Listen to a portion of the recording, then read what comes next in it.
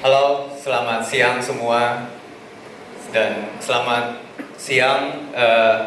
Perkenalkan, nama saya Muhammad Rizky Farurozi, biasa dipanggil Oni. Saya adalah CEO dari sebuah agensi lokal yang ada di Bandung dan Jakarta. Pengalaman saya 7 tahun berada di dalam industri digital marketing membuat saya yakin bahwa digital marketing dapat mendemokratisasi market. Bahkan lebih dari itu, digital marketing mampu meledakkan yang namanya exposure, engagement, bahkan penjualan dari banyak bisnis, baik itu bisnis konvensional maupun digital. Kembali sedikit, kita kilas balik ke tahun 98 ketika kita mengalami krisis. Setelah itu ekonomi kita terus membaik hingga saat ini kita ada di peringkat 17 GDP dunia. Indonesia adalah negara berkembang dengan potensi yang sangat luar biasa. Hari ini negara-negara yang menguasai atau top 5 GDP dunia itu ada Amerika, China, Jepang, Jerman, dan UK atau United Kingdom. Pertanyaannya adalah bagaimana kita Indonesia bisa masuk di 5 besar dunia ini. Kita butuh minimal 3 kali lipat dari total nilai GDP kita hari ini. Sekali lagi pertanyaannya bagaimana? Menurut pengalaman saya, digital ekonomi dapat membantu kita untuk masuk ke dalam top 5 GDP. Pengguna internet di Indonesia hari ini tercatat ada 204 juta penduduk. Itu sebesar 73% dari total populasi kita.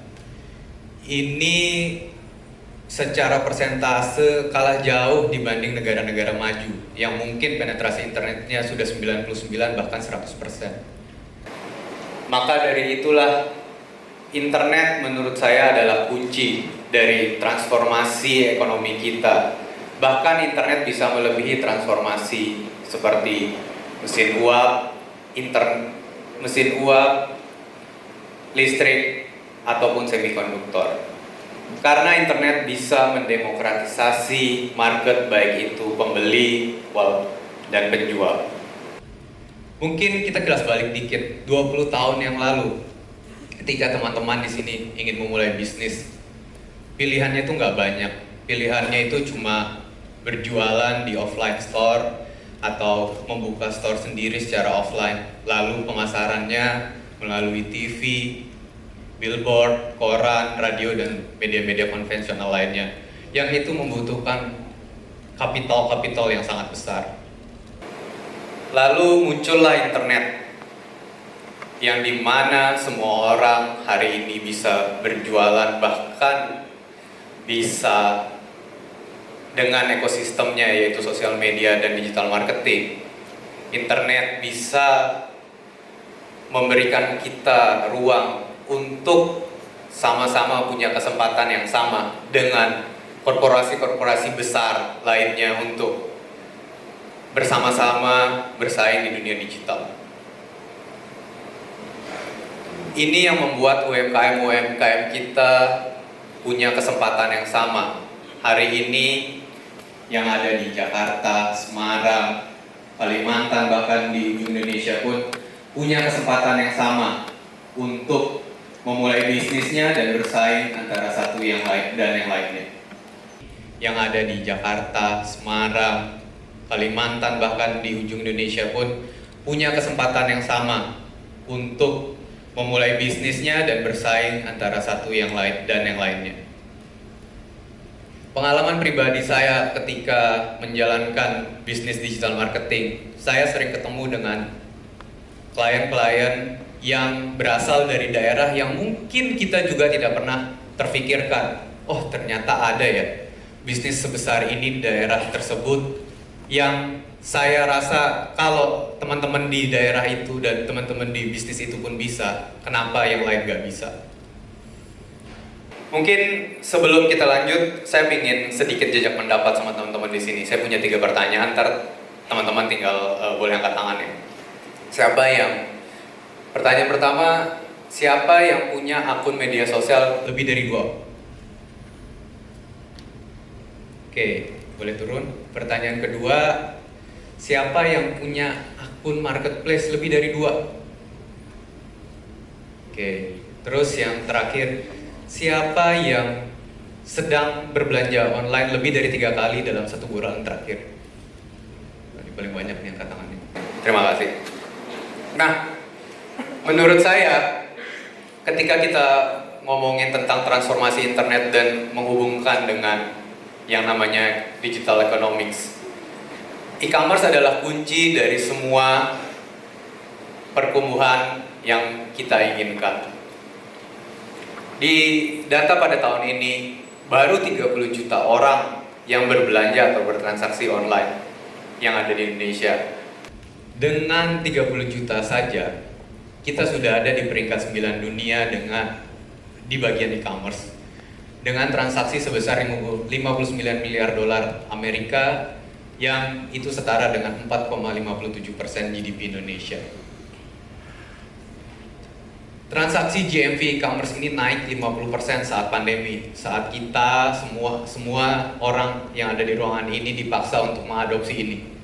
Kita tidak bisa bertransaksi secara offline, tidak bisa bertatap muka secara offline, maka kita harus melakukannya. Dan ini yang membuat GMV e-commerce Indonesia itu hanya dalam 3 bulan naik 50%. Tapi saya percaya kalau keadaan ini tidak hanya bisa disebabkan oleh pandemi COVID-19. Karena apa? Karena tadi dari 210 juta orang yang ada di Indonesia yang telah menggunakan internet, baru 30 juta saja yang bertransaksi reguler. Bayangin kalau kita nanti punya 150 juta orang Indonesia yang terus-menerus bertransaksi secara online atau secara digital. Berapa implikasinya terhadap ekonomi kita?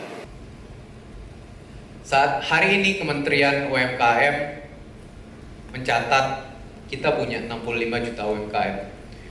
Jumlah yang sangat banyak ya sebenarnya. Tapi kalau kita lihat secara statistik, usaha mikro kita itu yang mendominasi sebesar 98,6%. Mungkin buat merefresh sedikit ingatan teman-teman di sini.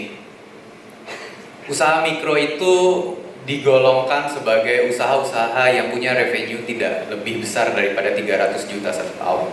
Lalu usaha kecil itu punya revenue sebesar maksimal 2,5 miliar per tahun. Usaha skala menengah itu punya revenue sebesar maksimal 50 miliar per tahunnya.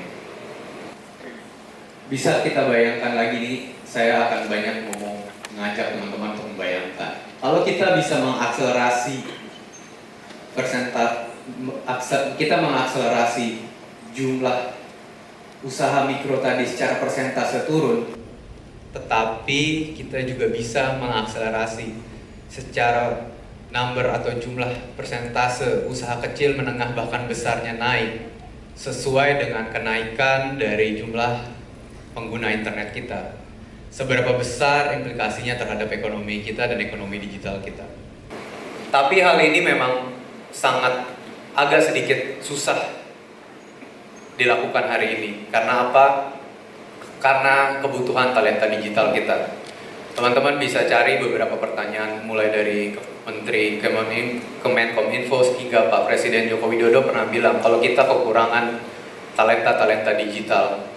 Pak Presiden bahkan menyebutkan kita butuh 15 juta tenaga digital kita butuh 9 juta tenaga digital dalam waktu 15 tahun ke depan. Mungkin yang dimaksud dengan tenaga digital adalah orang yang benar-benar ahli, orang yang benar-benar bisa membantu banyak orang lain, orang yang benar-benar ahli pada bidangnya di bidang digital. Ini yang sangat kita kekurangan. Maka dari itu, kita bisa menarik garis lurus nih. Ketika talenta digital kita naik, maka UMKM kita juga pasti bisa untuk naik kelas. Ketika kita masuk ke digital marketing atau ngomongin tentang digital marketing, saya membagi digital marketing itu menjadi dua. Gampangnya ada organic marketing dan paid marketing. Mungkin teman-teman juga sering banget melihat istilah-istilah ini di internet. Organic marketing adalah segala sesuatu yang kita lakukan di sosial media atau di media-media digital lainnya tanpa mengeluarkan budget atau anggaran iklan. Kalau paid marketing itu mudahnya kita mengeluarkan budget iklan untuk mengakselerasi growth kita. Sedikit tips buat teman-teman di sini yang ingin belajar tentang digital marketing atau ingin memahami digital marketing. Saya ada beberapa basic fundamental yang harus dipahami. Yang pertama adalah dimulai dari kita harus tahu siapa customer kita. Kita harus buat yang namanya avatar, customer avatar. Kita harus tahu behaviornya, gendernya, umurnya, bahkan mungkin sampai beberapa subkategori produk, subkategori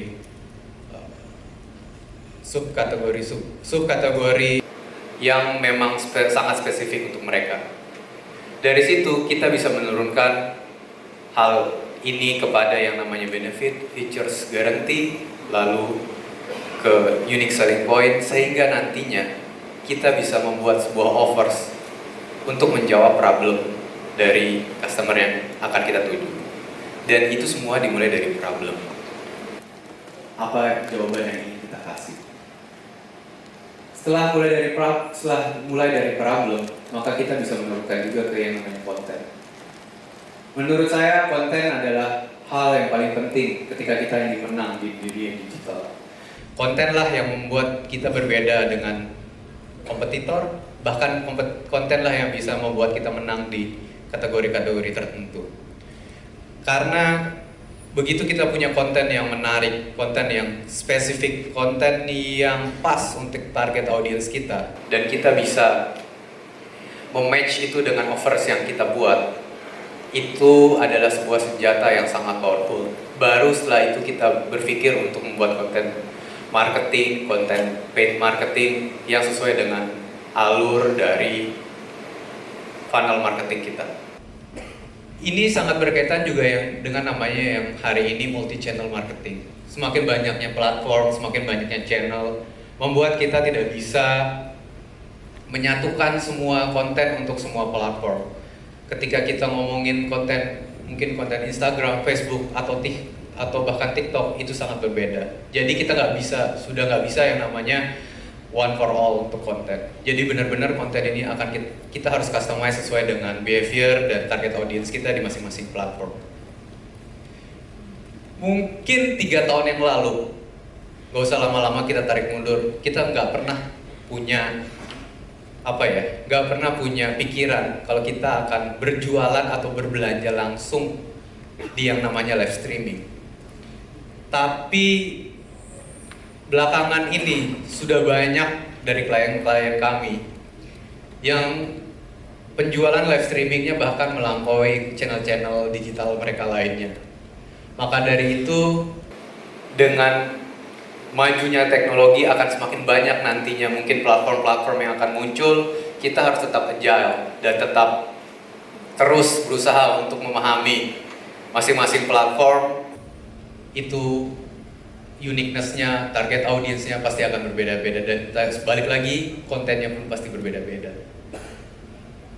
Maka dari itu saya menitip pesan kepada teman-teman di sini yang udah punya bisnis atau yang kepikiran bikin bisnis, bermimpilah kalau punya bisnis, jadi bisnis yang besar sekalian agar bermanfaat buat perekonomian negara, bahkan buat lingkungan sekitar.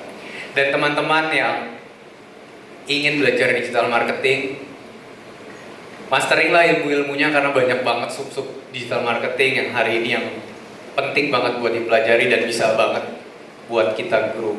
Karena dan nantinya kita bisa membantu orang lain juga. Karena menurut saya sebaik-baiknya manusia itu adalah manusia yang bisa membantu orang lain. Terakhir dari saya, dalam 7 tahun pengalaman saya di industri digital marketing, dan transformasi tadi yang kita sudah bahas, mungkin kalau semua transformasi ini kita bisa lakukan, saya merasa kita nggak perlu nunggu 2045 untuk menjadi kekuatan 5 besar GDP dunia. Terima kasih.